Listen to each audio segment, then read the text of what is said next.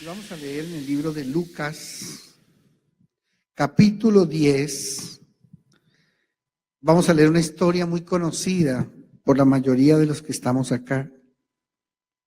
Pero quiero que pongamos mucha atención porque hoy el Señor tiene algo también nuevo para hablarnos en su palabra. La Biblia dice que la palabra de Dios es inescrutable, o sea que no se alcanza a llegar al final, hasta el final. Uno puede estudiar y estudiar, pero no alcanza a llegar hasta la verdadera profundidad. Entonces, por eso todos los días tenemos que estar escudriñando la palabra de Dios. Amén. Por eso cuando volvemos a ver un pasaje que ya hemos leído, deberíamos leerlo aún con mayor atención que lo leímos la primera vez o la segunda. Si lo hemos leído 100 veces, leerlo en esta oportunidad aún con mayor atención, porque algo nuevo tiene Dios allí para mí. Amén. Entonces vamos a leer desde el versículo 30 en adelante. Estamos hablando de el buen samaritano, el buen samaritano. Dice la palabra de Dios: respondiendo Jesús dijo, veamos todos por favor, un hombre descendía de Jerusalén a Jericó y cayó en manos de ladrones, los cuales le despojaron e hiriéndole se fueron dejándole medio muerto. Y aconteció que descendió un sacerdote por aquel camino y viéndole pasó de largo. Asimismo un levita, llegando cerca de aquel lugar y viéndole, pasó de largo. Pero un samaritano que iba de camino vino cerca de él y viéndole fue movido a misericordia. Y acercándose, vendó sus heridas, echándoles aceite y vino, y poniéndole en su cabalgadura, lo llevó al mesón y cuidó de él. Otro día, al partir, sacó 2 denarios y los dio al mesonero y le dijo, cuídamele, y todo lo que gastes de más, yo te lo pagaré cuando regrese. Amén. Padre, te damos gracias por tu palabra. Te pedimos que a cada uno de los que estamos en este lugar hoy, tú nos hables, Señor, que nos des la dirección en nuestra vida, qué pasos debemos dar, Señor, especialmente en este nuevo año, Señor, qué caminos debemos tomar, qué decisiones debemos tomar. Hoy te pedimos que tú a través de tu palabra nos des la dirección en nuestra vida, Señor. De todo corazón te lo pedimos en el nombre de Jesús. Amén y amén. ¿Pueden tomar asiento, por favor? Este pasaje realmente es bien conocido. Dice la Biblia que Jesús le responde porque hay uno que le pregunta, le dijo, y aquí un intérprete de la ley se levantó y le dijo, para probarle al maestro, dijo, maestro, ¿haciendo qué cosa heredaré la vida eterna? O sea, ¿qué tengo que hacer para tener vida eterna? O sea, la salvación. Y él le dijo, ¿qué está escrito en la ley? ¿Cómo lees? Y aquel respondió y le dijo, amarás al Señor tu Dios con todo tu corazón, con toda tu alma, con todas tus fuerzas y con toda tu mente, y a tu prójimo como a ti mismo. Y le dijo, pues bien, has respondido, haz esto y vivirás. Pero él, queriendo justificarse a sí mismo, dijo a Jesús, ¿y quién es mi prójimo? Entonces el Señor comienza a contarle esta historia, esta parábola.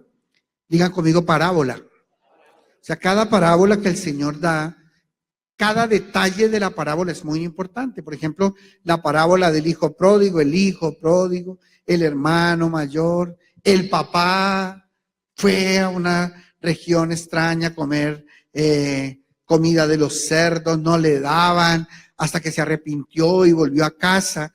Entonces eso es una parábola donde hay varias tipologías de cosas que el Señor quiere enseñar. Entonces digan conmigo, en la parábola hay muchas cosas que el Señor quiere enseñar. Entonces vamos a ver cuáles son en esta parábola. Es muy importante. Dice, respondiendo Jesús dijo, un hombre descendía de Jerusalén a Jericó. O sea, lo primero que el Señor habla es de el descenso. Diga descenso. A ver, ¿qué es más fácil, subir o bajar? Bueno, depende. Si uno le pregunta a Lucho Herrera, Pensemos acá. Ven, papi, un segundito acá. Súbete acá. Digamos que tú tienes una tarea y es subirme a mí ahí. Súbeme. Súbeme. Con fuerza, papi. Duro. Súbeme. Pero yo tengo una tarea. Bajarlo. Súbeme. Tú tratando de subirme con todo y yo tratando de bajarlo. Es muy fácil. Entonces di conmigo, bajar es muy fácil. Bajar es muy fácil. Sí. Gracias, papi. Un aplauso para aquí nuestro actor. Bajar es muy fácil. O sea, nosotros debemos tener mucho cuidado porque en cualquier momento de nuestra vida podemos estar bajando y no nos estamos dando cuenta. O sea, es muy fácil. Solamente es dejar de venir a la iglesia un día, un domingo. Mire, yo tengo como un lema que he aprendido a lo largo de mis años como pastor. Una persona no viene un día porque le dio locha a la iglesia. Entonces, vaya usted, mija, le dice el hombre a la esposa. O porque sencillamente se pusieron bravos y entonces le dice a la esposa, no, yo así no quiero ir a la iglesia. A los 8 días, el diablo se va a encargar de ponerle un obstáculo de tal manera que no pueda venir. Es impresionante cómo una persona que no viene por una bobada, a los 8 días se le presenta una cosa que no lo deja. Luego le da una gripa y no puede venir. Luego le toca un viaje y no puede venir. Luego le toca trabajar el domingo y no puede venir. Y comienza el enemigo a meterse por un detalle. Por eso nosotros debemos estar alerta, pero muy alerta, que por lo menos en nuestra parte, no demos papaya para que el enemigo venga y se meta y nos aleje de Dios. Solamente con dejar de venir un domingo es impresionante cómo el enemigo puede avanzar sobre nuestra vida. Un día que dejes de ir a la barca, un solo día que dejes de ir a la barca, puede significar alejarte de Dios. Entonces diga conmigo, descender es muy fácil. Es muy fácil. Lo que cuesta es subir. Lo que realmente cuesta en la vida cristiana es subir. Y ese trabajo es el que debemos estar haciendo todos nosotros. Aquí la Biblia nos habla de un señor, de un hombre que descendía. La Biblia nos enseña y nos muestra, y la historia también y la geografía, que Jerusalén queda sobre una mesetica. Es una pequeña meseta. Y en esa meseta queda toda la ciudad de Jerusalén. Y si uno quiere ir a Jericó, tiene que descender de la montaña e ir a Jericó. Y Jericó es un lugar que aquí en este pasaje simboliza el mundo. Entonces diga conmigo, Jericó simboliza el mundo. Jerusalén simboliza la iglesia y los caminos de Dios. Entonces, aquí lo que estaba haciendo este hombre, ¿qué era? Descender de los caminos de Dios, ¿hacia dónde? Hacia el mundo. Hacia el mundo. O sea, él iba en picada. Y cuando una persona está en picada de los caminos de Dios al mundo, es una presa fácil para Satanás. Porque va solo, porque va en depresión, porque va en rabia, porque va en rebeldía, porque va en su carne, porque va en sus pasiones desordenadas. Entonces, y en ese momento la persona no está cuidada, no está protegida. No está protegida. Y mire lo que sucedió con este hombre. Un hombre descendía de Jerusalén a Jericó y cayó en manos ¿de quién? De ladrones. O sea, lo primero que se encuentra uno en el camino de descenso son ladrones.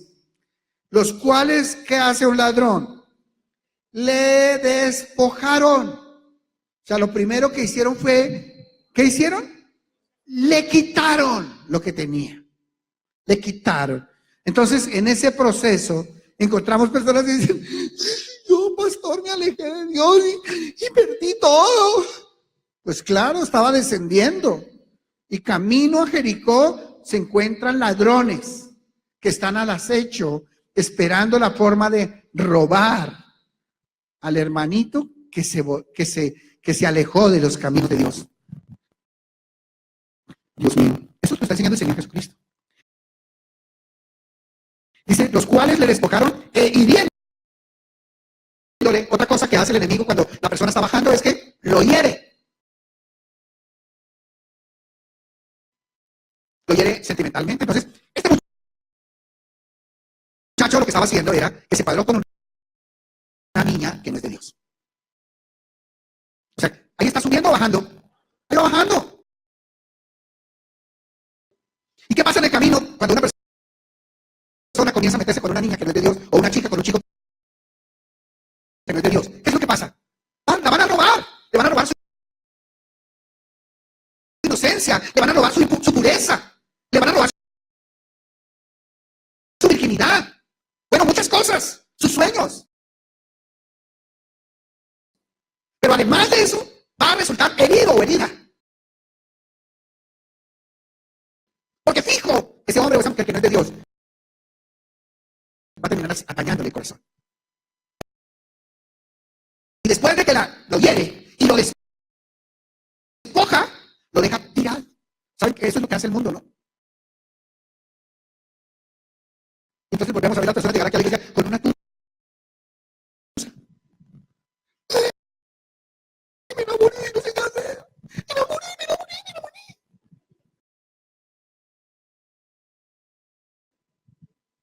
Y uno dice, este tonto, ¿qué le pasa? ¿Cómo que me enamoré de un filisteo incircunciso? ¿Cómo que me enamoré de una persona que no ama a Dios? O sea que abriste tu corazonzote en el mundo y te maltrataron, te hirieron y te dejaron tirado. Entonces dile a la persona que está al lado, dile, eso es lo que le espera al que está en el mundo. Dile, eso es lo que le espera al que está en el mundo. No le va a ir bien, pero ¿cómo le va a ir bien? Después de haber conocido a Dios, después de haber estado de la mano de Dios, ¿ustedes cómo creen que va a tratarlo el diablo?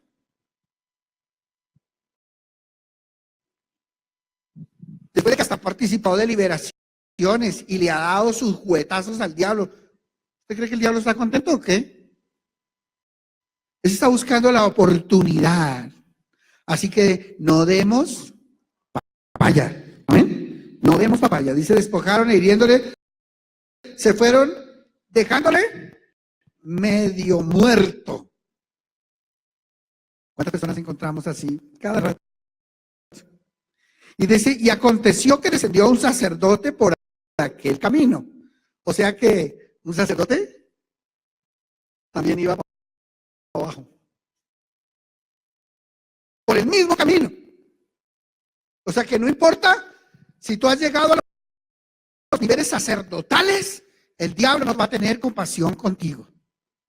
Y si tú comienzas a descender, y si tú comienzas a alejarte del Señor, y si tú en vez de estar pegadito de Dios, comienzas a soltarte, no importa el nivel espiritual que tengas, no importa los años que tengas, puedes ser presa del enemigo, de los ladrones, de los que despojan, de los que hieren, de los que hacen daño. Amén.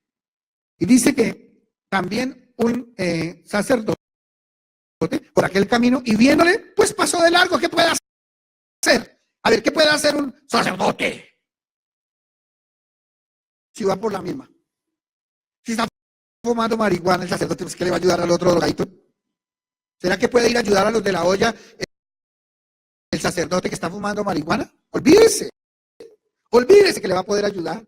O que está borracho, que lo vieron en la iglesia predicando en un encuentro, llevando la palabra, pero ahora está borracho. ¿Qué? Dígame, ¿qué puede ayudar una persona por mucha espiritualidad que tenga si está descendiendo? Por eso él no pudo hacer nada. Por muy sacerdote que sea, no puede hacer nada el que va bajando. Y dice, verso 32, asimismo un levita, llegando cerca de aquel lugar, o sea, también de la tribu de Leví, es decir, de la tribu sacerdotal, de los que sirven en la iglesia, de los que sirven en la alabanza, de los que sirven en la red de servicio, como misioneros. Los levitas son todos los demás que sirven en la obra de Dios. Dice asimismo un levita, o sea, no necesariamente un sacerdote, un levita, llegando cerca de aquel lugar y viéndole, ¿qué hizo? Pasó de lado, o sea que el levita también iba por el mismo lugar. Tremendo. Dice, pero, verso 33, digan, pero, un samaritano que iba de camino, fíjense que este no dice, iba descendiendo, iba hacia Jericó, sino que este iba ¿cómo? De camino, probablemente iba atravesando así.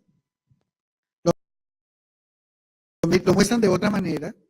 Vino cerca de él y viéndole fue movido a misericordia. ¿Saben? Esa misericordia no la tuvo ni el sacerdote ni el levita porque iban bajando. O sea, cuando uno está bajando ni misericordia tiene.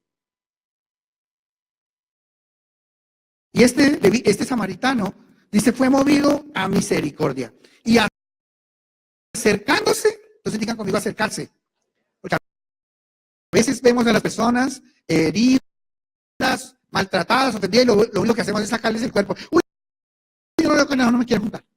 Porque normalmente la persona que está herida, ¿qué hace? Mire, la persona que está herida le salen por la boca sapos.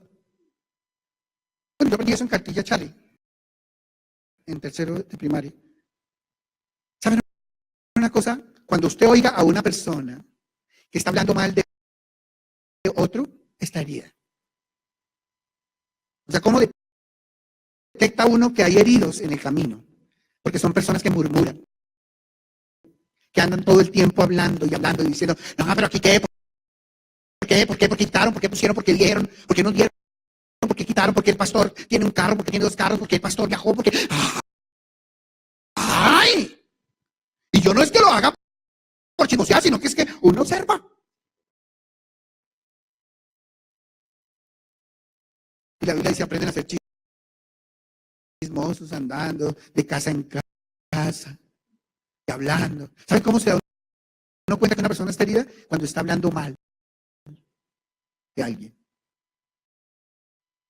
En esta semana estuvimos en el eje cafetero y fuimos a ver a Panaca las vacas y los toros, o sea, esa zona de ganadería, y había uno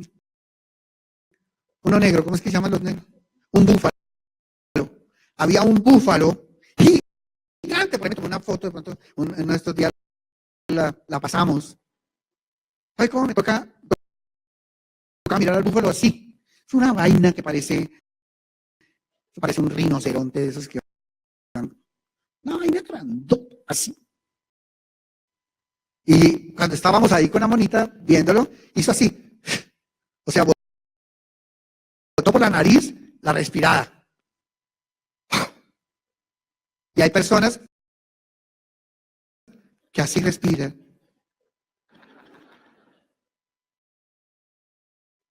Nosotros quitamos inmediatamente porque dijimos, uy, con razón cuando nos quieren mostrar a un animal que está bravo, le hacen. Hay personas que son así, que respiran y alejan a los demás. Están heridas. Y yo quiero que hoy entendamos una cosa. Cuando uno se encuentra un herido, si uno quiere ser como el buen samaritano, uno no puede salir corriendo. Porque hay personas que dicen, no, yo no me junto con ese. Todo el tiempo así sin no hablar mal.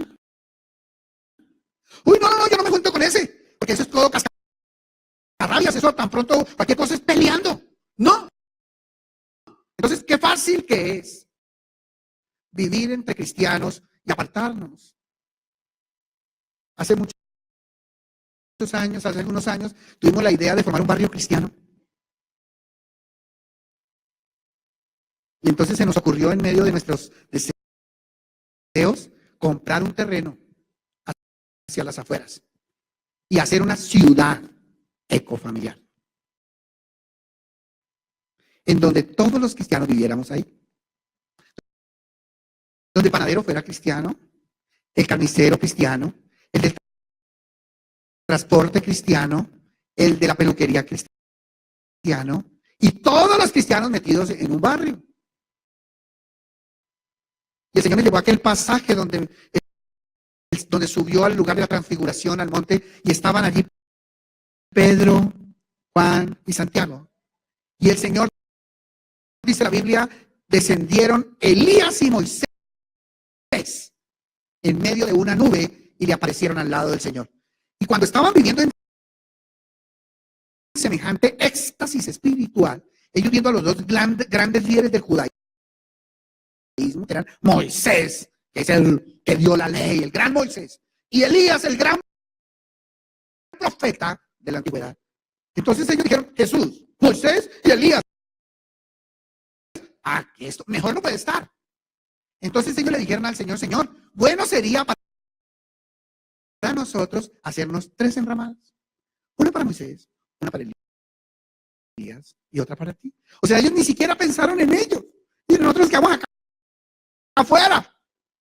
Pero hagamos un barriecito en donde todos vivamos contentos, donde nadie nos moleste y donde no haya impíos.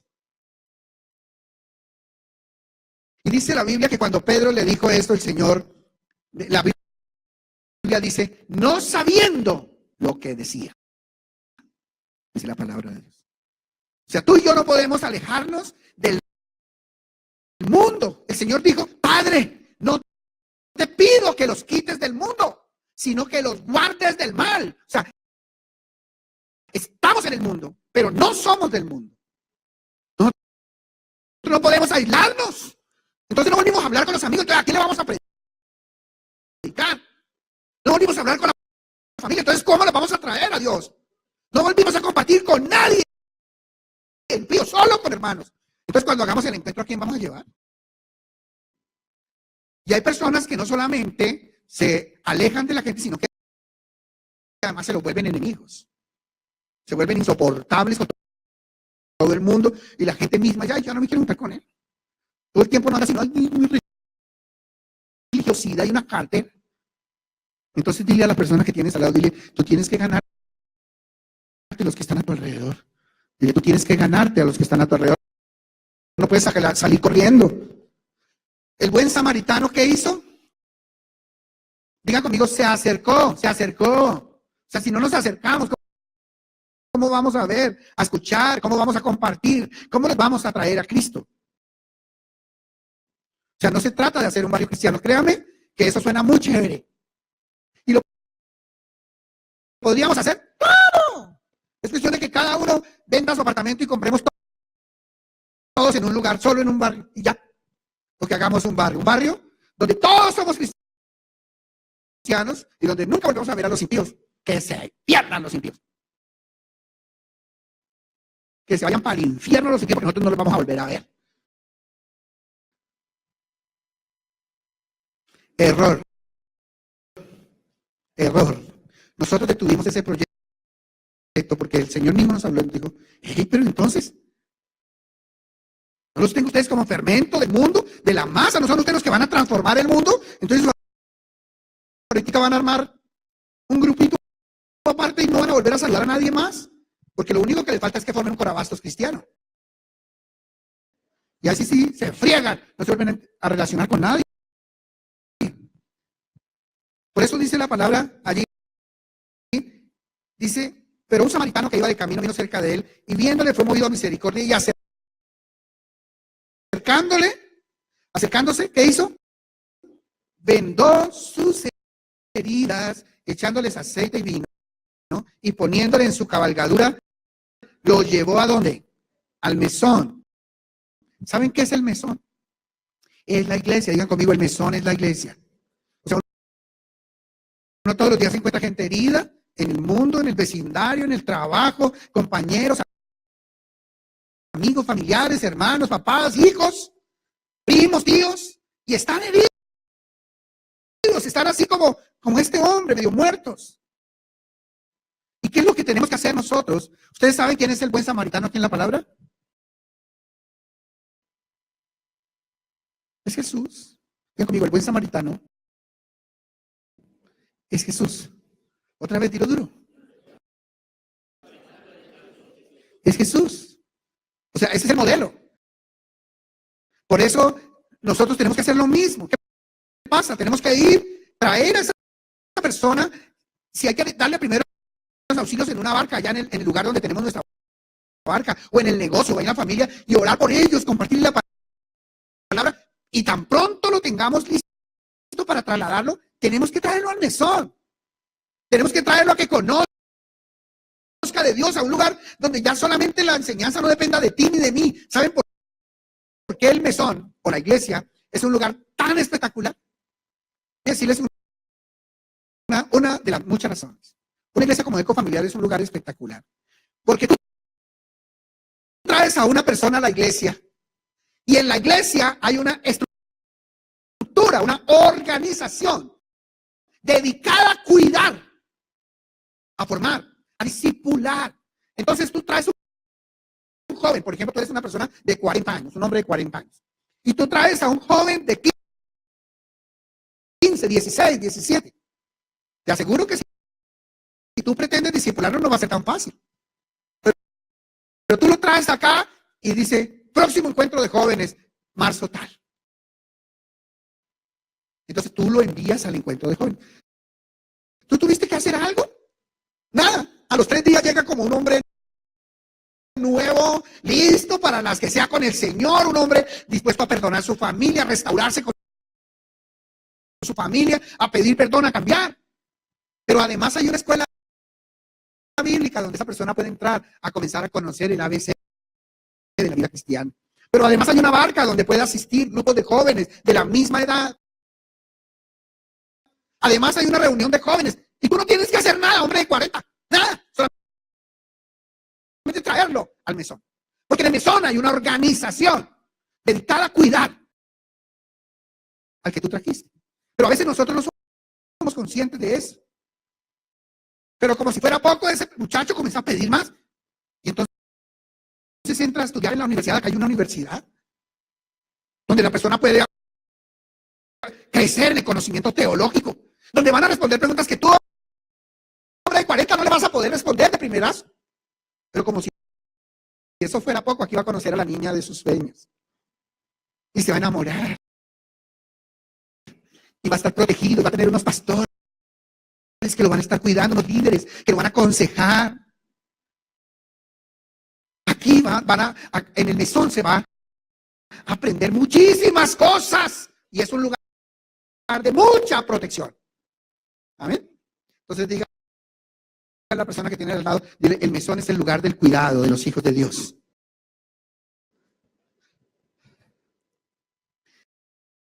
Qué importante que es la iglesia, la barca, la escuela bíblica, la universidad, el ministerio.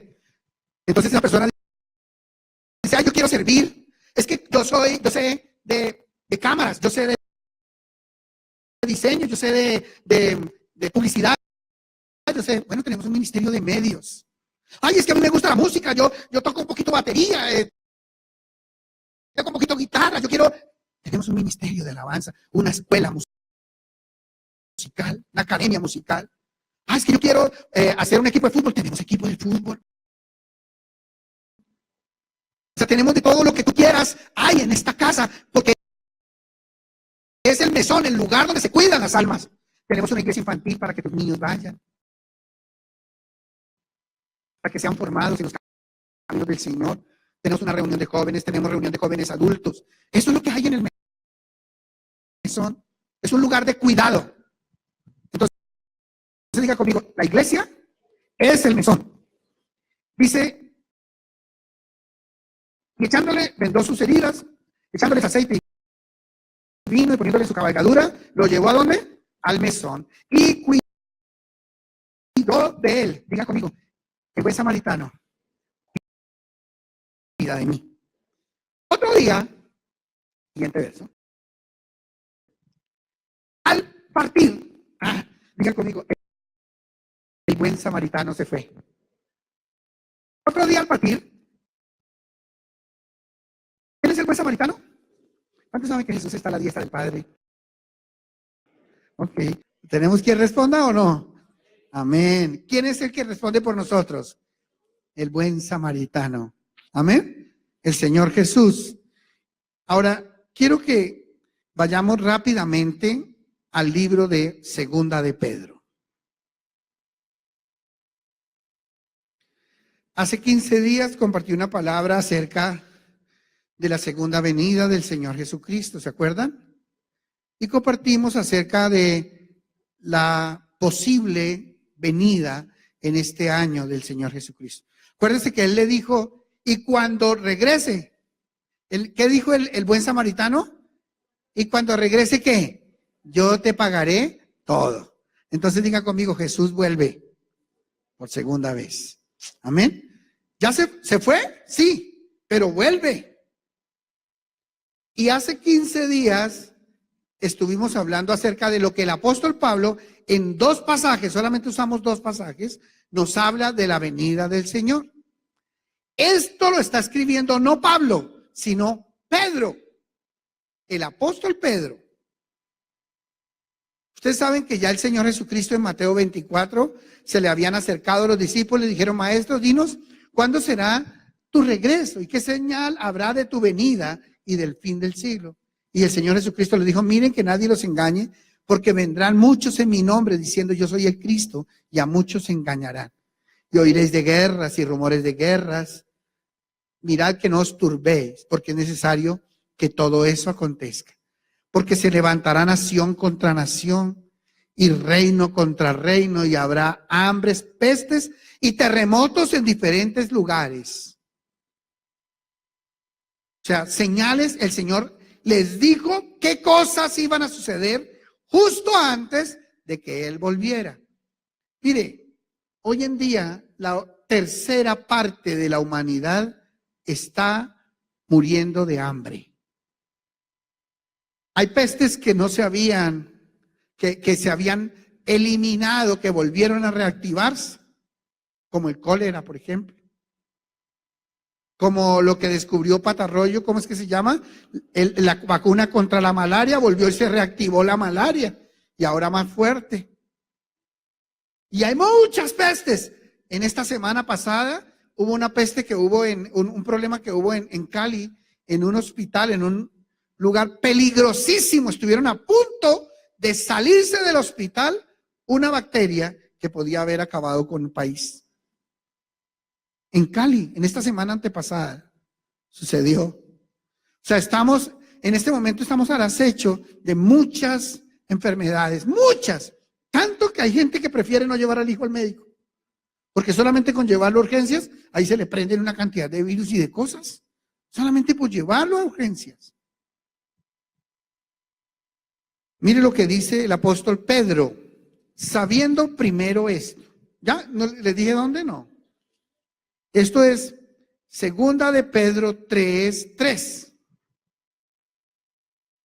Y voy a leer de recorrido, pero necesito hacerlo completo.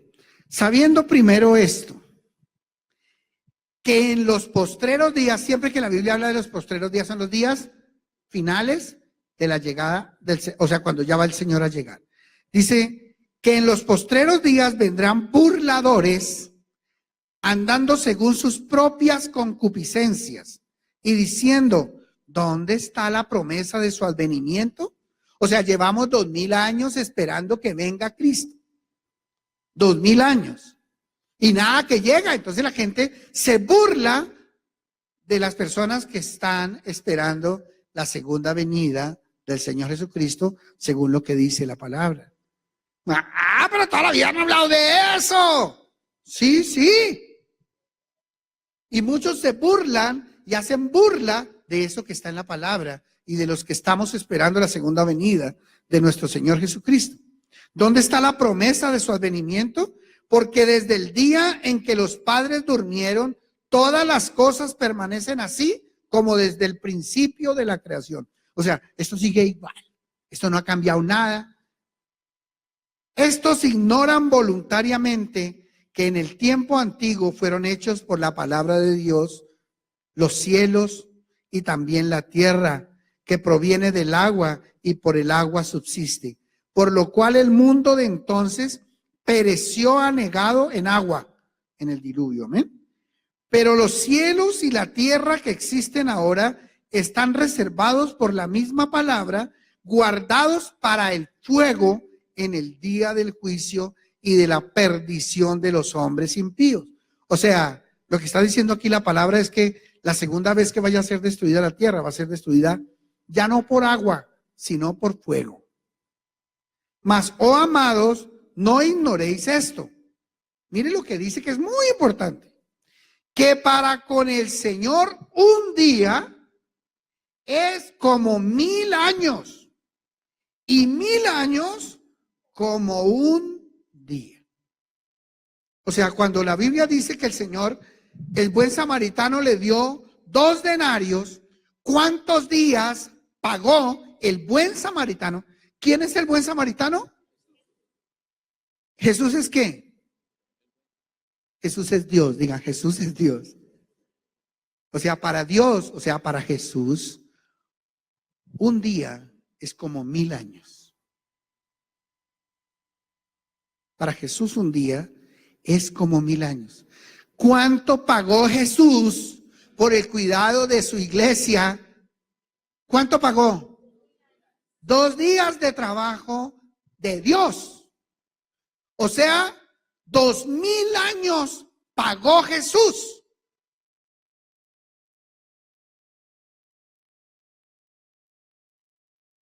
$2000 años.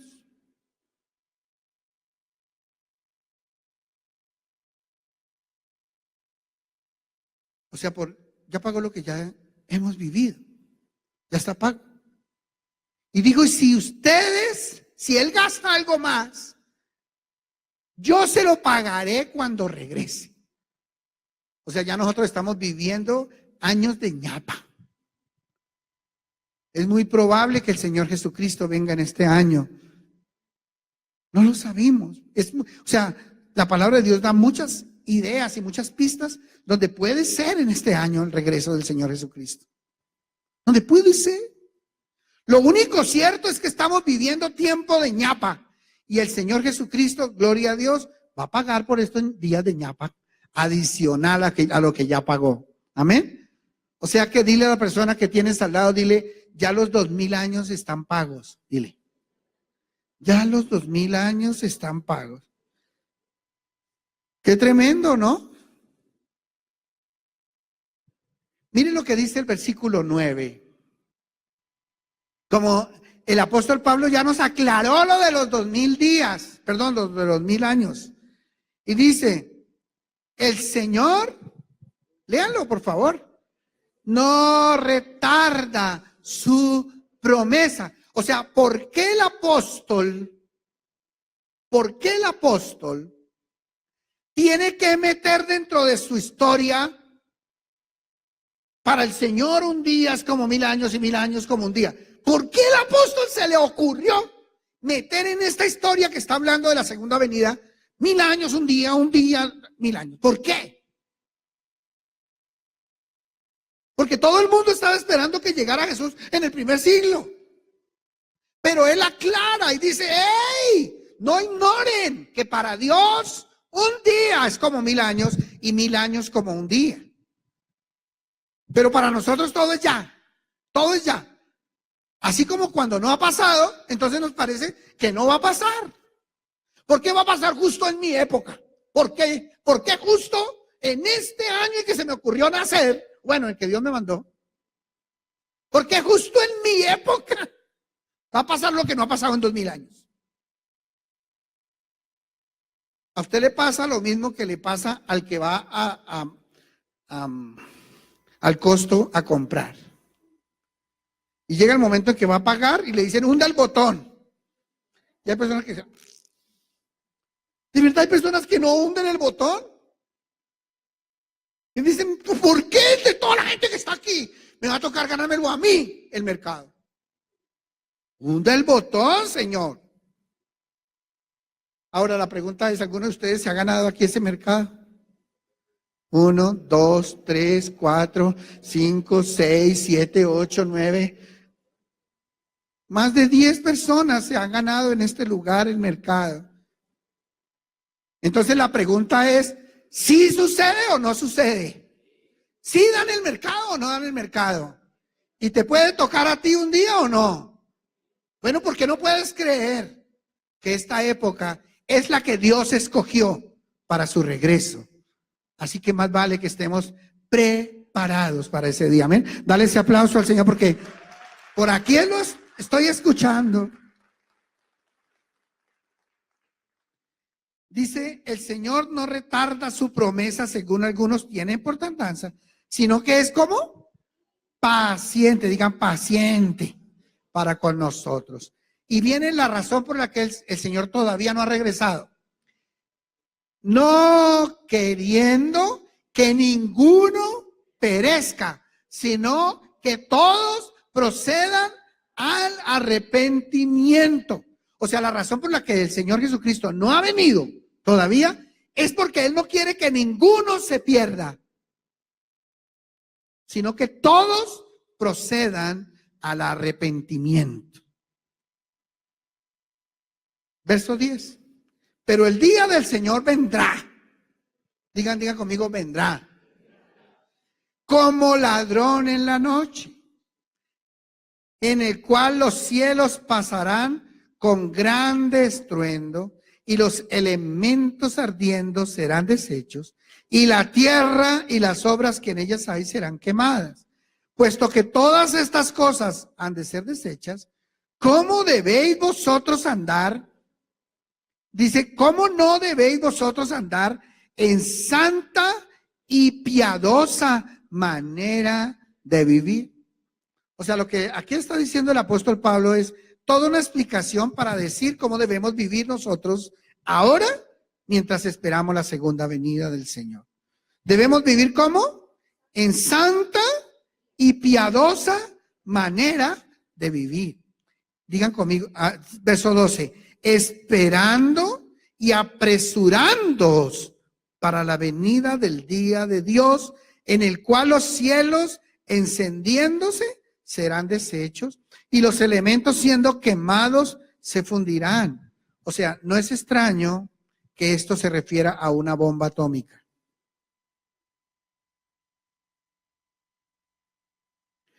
¿Saben qué? Dice que los elementos se fundirán. Los cielos encendiéndose serán deshechos y los elementos siendo quemados se fundirán. Verso 13. Pero nosotros esperamos según sus promesas cielos nuevos y tierra nueva. Ahí es donde vamos a hacer el barrio. Eso lo va a hacer el Señor para nosotros. Amén. Entonces nosotros no tenemos que preocuparnos por eso. El Señor va a hacernos el barrio a nosotros. Cielos nuevos y tierra nueva, en los cuales mora la justicia. Por lo cual, verso 14, muy importante, oh amados, estando en espera de estas cosas. O sea, ¿estamos en este momento? ¿Esta es una palabra para nosotros? Ok. Procurad con diligencia. Digan quickly. Digan quickly. Eso es diligencia. Como cuando uno le dice al niño, ya voy mamá. Está con el control ahí, jugando en el control. Mi amor, que si me traes, ya voy. ¡Dale, papi! Es que necesito ir rápido porque se me va a regar aquí la leche. Dice, por lo cual, amados, estando en espera de estas cosas, procurad con diligencia ser hallados por Él sin mancha e irreprensibles en paz. Entonces dile al que está al lado, dile, toca vivir de manera irreprensible mientras esperamos la segunda venida del Señor. Verso 15, cerremos con este versículo. Bueno, podemos seguir hablando de este tema mucho. Hay demasiado. La Biblia todo el tiempo habla de esto. Lo aprendimos en el credo. y de nuevo vendrá con gloria para juzgar a vivos y muertos, y su reino no tendrá fin. Digan conmigo, Jesús regresa. Y puede ser en este año, digan, puede ser en este año. Mire cómo cierra la palabra, leámosla todos. Si quiere, pongámonos de pie y leámosla juntos de pie.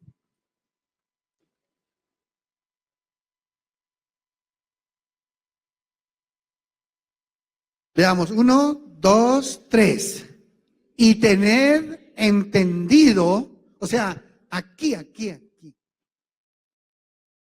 Y tener entendido que la paciencia de nuestro Señor es para salvación, como también nuestro amado hermano Pablo, según la sabiduría que le ha sido dada, os ha escrito.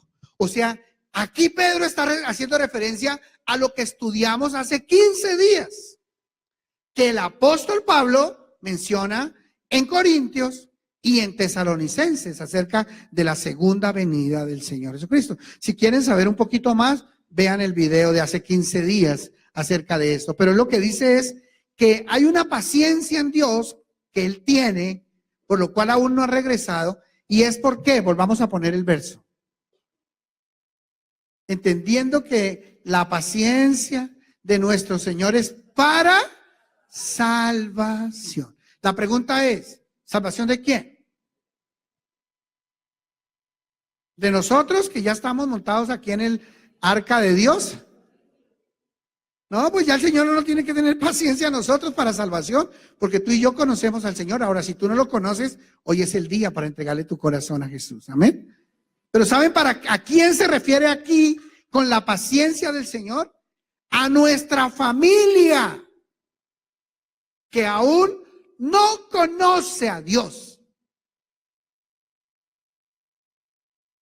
El Señor tiene paciencia en regresar porque Él quiere llevarse ahí a nuestros papás, porque Él quiere llevarse a nuestros hermanos, a nuestros tíos, a nuestros primos, a nuestros hijos, a la esposa y al esposo, porque Dios quiere que nos vayamos todos con Él.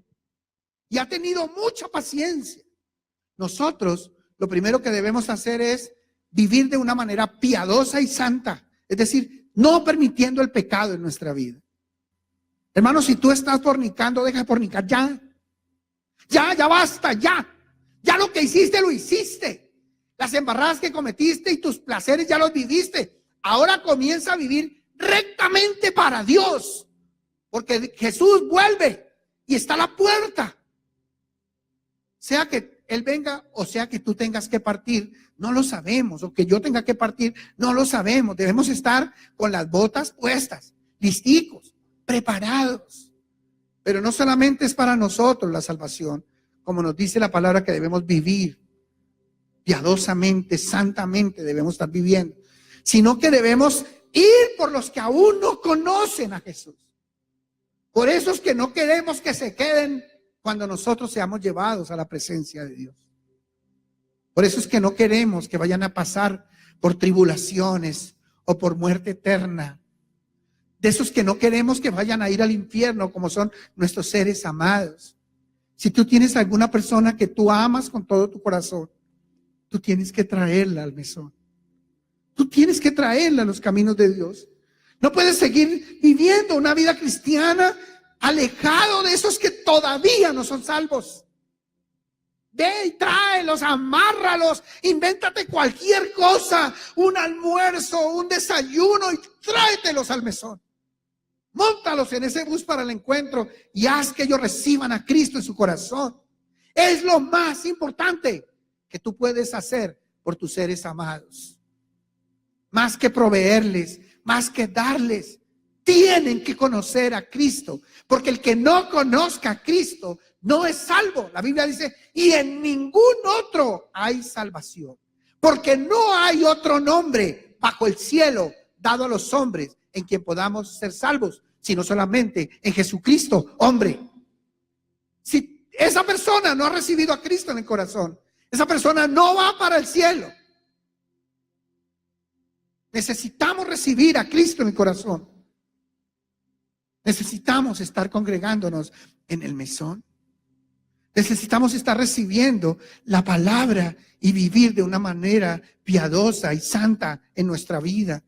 Que nuestras palabras no sean vulgares, que nuestras miradas no sean sucias, que nuestros pensamientos no sean de continuo al mal, que nuestras obras sean rectas, que nuestros pasos siempre sean íntegros en todo lo que hacemos, que ya no robes más, que no hagas más trampa, que ya no andes mirando más pornografía y que ya no andes masturbándote más ni en el homosexualismo, ni en el lesbianismo, ni en la pornografía, ni en la fornicación, y ya no adulteres más, que ya no robes más, que ya no mientas más, que ya no seas vulgar, que no seas ofensivo, ni iracundo, ni malgeniado, ni peleonero, que ya no seas más chismoso, chismosa, que tu vida sea una vida recta, íntegra, delante de los ojos de Dios.